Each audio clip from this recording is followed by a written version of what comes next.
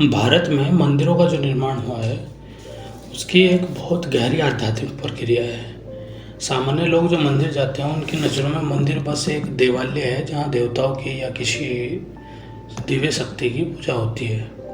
पर भारतीय संस्कृति में कभी भी मंदिरों का निर्माण इस तरह नहीं हुआ।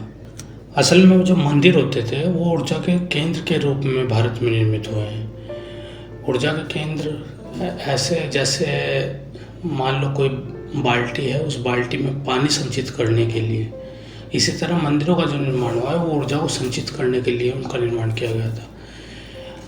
किस वजह से? उसका कारण यह है कि क्योंकि सभी लोग सांसारिक जीवन को त्याग कर संत, ऋषि, महापुरुष तो नहीं बन सकते, पर आध्यात्मिक प्रक्रिया उनकी भी चलती रहे।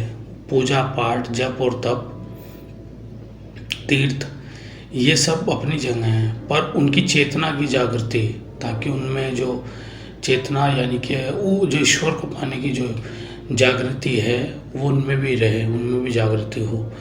तो मंदिरों का जो निर्माण हुआ है उसमें प्राणों की प्रतिष्ठा की जाती थी, और प्राणों की प्रतिष्ठा किसी एक मंदिर के गर्भगृह की नहीं, जहाँ मूर्ति रखी जाती है वहाँ नहीं, पूरे मंदिर की। वो सिर्फ पीठों का एक ढांचा नहीं होता था, पूरा का पूरा मंदिर ऊर्जा का केंद्र हुआ करता था। उसका मेन कारण एक ये है क्योंकि सभी को जीवंत गुरु मिलना संभव नहीं है। तो जीवंत गुरु न मिलने की वजह से मंदिर के अंदर कुछ ऋषि मुनि या सत्ता बैठ के अपने प्राण ऊर्जा से उसमें प्राणों को प्रतिष्ठित करते थे, शक्ति को प्रतिष्ठित करते थे, ताकि वो मंदिर एक जीवित गुरु के रूप में कार्य करे, और उसमें रखी हुई जो मूर्ति है वो एक ग्रंथ के रूप में कार्य करे। जैसे ही इंसान मंदिर में प्रवेश करे, उसके शरीर के जो 7 चक्र, मूलाधार, सहस्त्रा, उनमें वो जागृति पैदा हो, उनके चक्र जो हों वो थोड़े एक्टिव हो सकें, इसके लिए मंदिरों का निर्माण किया जाता था। यही वजह कि आज भी कुछ लोग, जैसे कामाख्या का मंदिर है या ज्योतिर्लिंग है उज्जैन का, अगर वहाँ कोई लोग जाते हैं, कुछ लोग वहाँ जाते हैं तो उनके आध्यात्मिक प्रक्रिया आरंभ होने में आसानी होती है। कामाख्या का मंदिर इसी वजह से जो तंत्र विद्या है उसके लिए बहुत प्रसिद्ध है, और अपने भौतिक सुखों के लिए भी, क्योंकि ऊर्जा तो आप भौतिक सुख ले लें या आध्यात्मिक सुख ले लें, ऊर्जा कार्य दोनों रूप में करेगी। आज इस तरह मंदिरों का निर्माण 1 दिन में या 2 दिन में हो जाता है। भारत में कभी भी मंदिरों का निर्माण 1 दिन या 2 दिन या 10 दिन में नहीं हुआ। मंदिरों का निर्माण होने में 10-10 साल, 20-20 साल, 50-50 साल, कभी कभी 2-2 राजा और 3-3 राजा, एक ही वंश के 3-3 राजा एक मंदिर का निर्माण करते थे, क्योंकि उनकी प्राणों की जो प्रतिष्ठा थी वो लगातार चलती रहती थी। वहाँ बैठकर जो ऋषि मुनि अपने तप से उसको सिंचित कर रहा करते थे मंदिर को।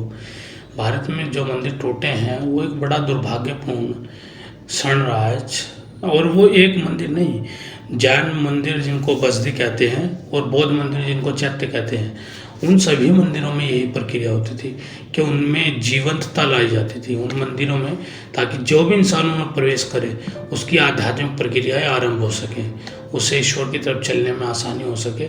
और गुरु जिस तरह मार्गदर्शन दिखाता है, आपके अंदर चेतना की जागृति में सहायता करता है, वो मंदिर भी वैसे ही आपके शरीर की शक्तियों को जागृत करने में हेल्प कर सके, क्योंकि वहाँ पहले से वो ऊर्जा का केंद्र है और वो ऊर्जा को संचालित करने में आपकी सहायता कर सके।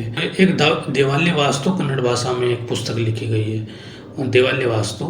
उस पुस्तक में कुछ हद तक इस तरह की बातें वर्णन मिल जाएंगे।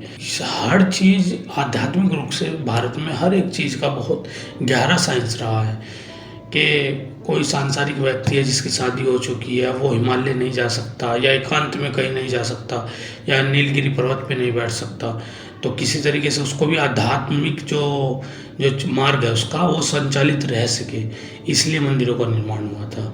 और जो उनके अंदर मूर्ति रखी हैं, जैसे गणेश जी हो गए या शिव जी हो गए, उन मंदिरों के अंदर जो मूर्तियाँ रखी है वो ग्रंथ के रूप में कार्य कर सके। जैसा भगवान शिव की मूर्ति, अब शिव के साथ त्रिशूल लगा हुआ है। त्रिशूल का मतलब है, शूल मतलब कांटे और त्रि मतलब 3 कांटे जो इंसान के जीवन में होते हैं, सतोगुण, तमोगुण और रजोगुण, यानी कि सात्विक, तामसिक और राजसिक जो बुद्धि है, उनका चरण जो कर देगा, इसलिए त्रिशूल खड़ा हुआ दिखाई दिया जाता है।